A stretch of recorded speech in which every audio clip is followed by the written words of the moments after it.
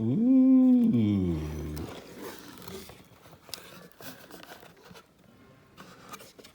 Maps are already on your access port. Check out the quick start guide to start using right away. Ooh. Well, here it is. Pretty exciting. Let's open this up and plug it in.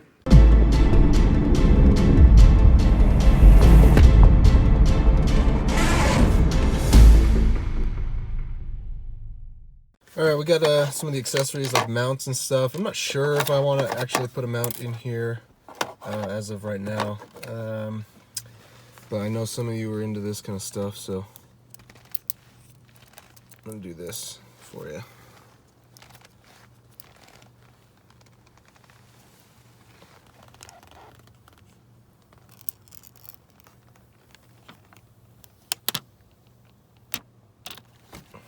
Nice. Alright, we got power, and now we're going to turn the car on. Let me see, continue. Install the access port to your vehicle. Yes. So, quick start guide, what this does basically is it loads your factory tune onto the access port, and then from there you'll be able to load different maps onto your computer. Cool. So here's your different maps. Stage 0 is, I don't even know.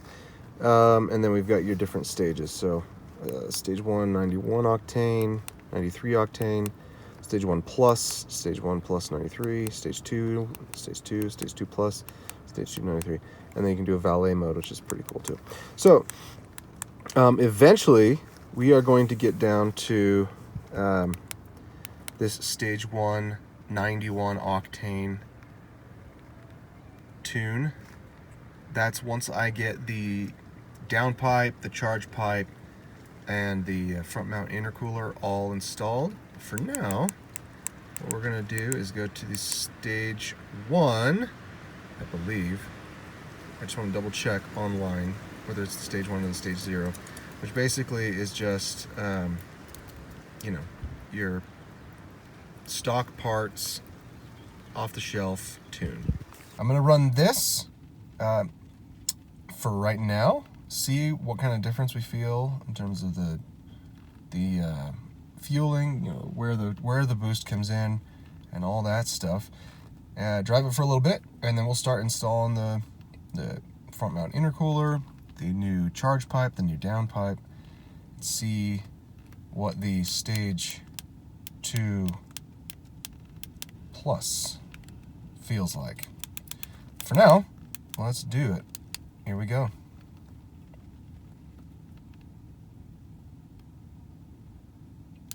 Okay.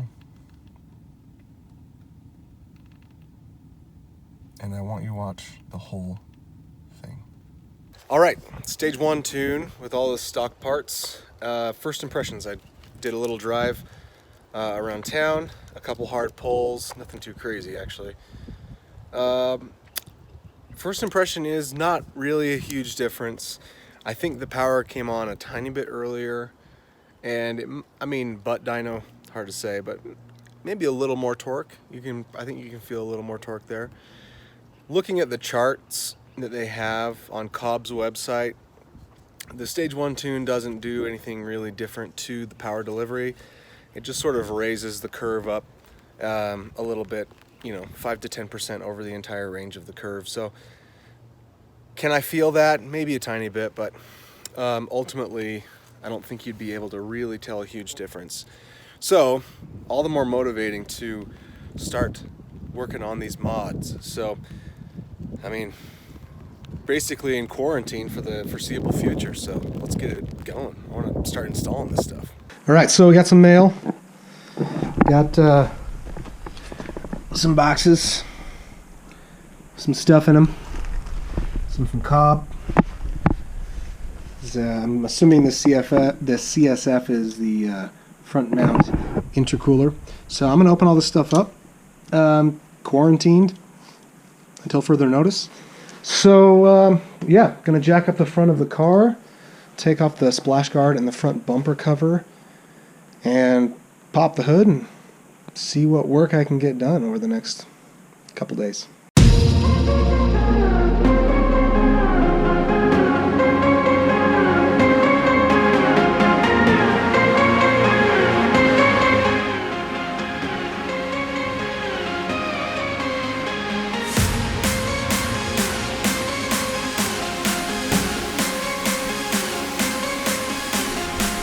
Alright, got the front bumper cover off, obviously. Not much there, but that gives us pretty good access. I'm going to drop this splash guard as well. Probably just this metal piece, but as you can see, here's the intercooler right here that we're going to be replacing. And then we're also going to be changing out the charge pipe, which you can see there. And then maybe during this whole quarantine we'll be coming down and swapping out the charge pipe, so you can see the end of it in there where it connects to the exhaust. It goes back to the resonators and back to the mufflers. I don't know how tricky it's going to be to get in there and replace from the motor side, but don't think it'll be too crazy. You can see it down there. Okay, so it connects right in here. So it might involve taking off the removing the intake, just the intake box to access that side of it. But then from what I can tell, obviously there's an oxygen sensor there. You may not be able to even see with the camera, but there's an oxygen sensor, and then it just kind of snakes in up in there. But there's obviously access in the bottom, and I just need access at the top. But we're going to start with the intercooler and the charge pipe, and then we'll go from there. Alrighty, unboxing this bag here. Box. There's our black front mount intercooler. Pretty beefy. Definitely an improvement over stock for sure. When you come and look at the stock one, how basically, you know, it's fine, but it's just pretty small. So finished taking this out of the box. Nice to give you a little template if you wanted to deface this thing. But let's take it out, see what we got.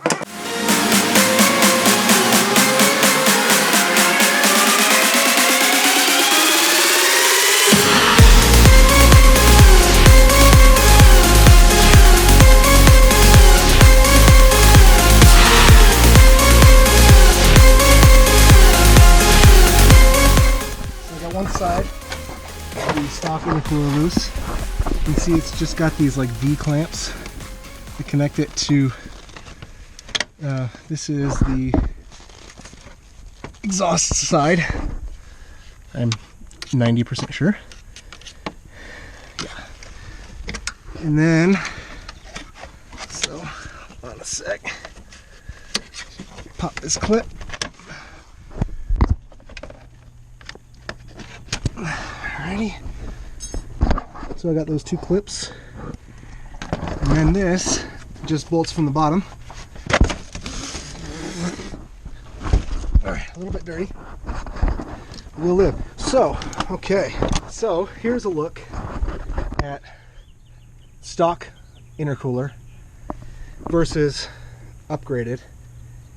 I mean, obviously, visually there's a huge difference. I mean, just in size, stock one goes to about here, so it's almost twice the amount of cooling. You have these plastic, the hard plastic inlets and outlet versus the aluminum on the CSF, the painted one. So, but what's cool is, so obviously this mounts up under the radiator, so it's partly into the radiator here, and then it's stuck out a tiny bit. Whereas here, it's actually going to cover up a tiny part of the radiator, sort of, I guess, vampire some of that cooling. But this radiator's so big, and really there's no coolant problems with this setup, so you're not going to risk anything by blocking a small portion of the radiator.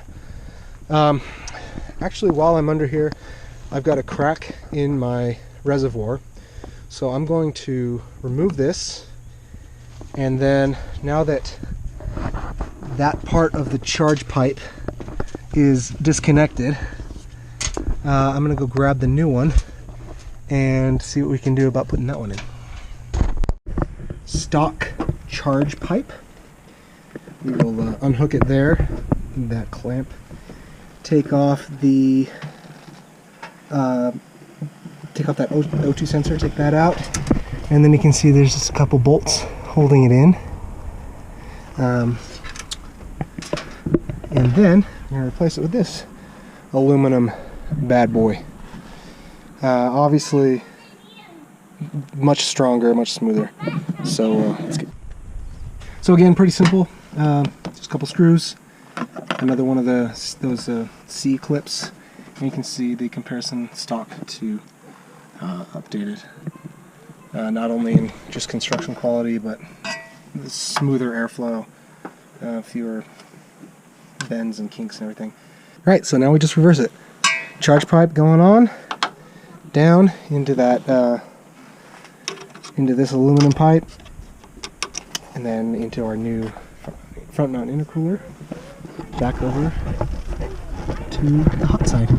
Right, there it is. All the hardware included to mount this thing up. It's on there nice and tight. Yeah, it's pretty great actually. That lines up really well. Locks right in on the motor side. Got some new hardware to mount the sensor, and it looks fantastic. Unfortunately, I gave it a nice big scrape with a screwdriver or whatever. Maybe it was this pin as I was trying to slide it in, but still looks good. Now to the intercooler. All right, last connection. Get the intermounter all hooked up right here. Had to cut some of this plastic away from this front valance or whatever this is. Got the other pipe all mounted. Now I'm hooking this up. Here we go.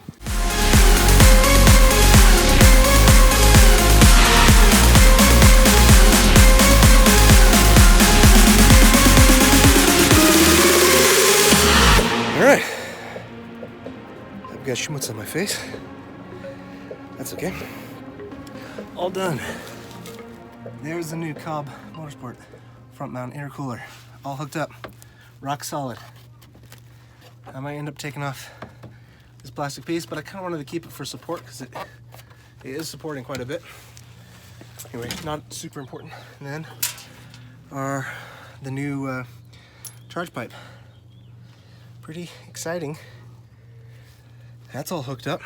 So, just got to get the new reservoir going. Only spilled maybe half gallon of liquid, but we'll live with that. Awesome.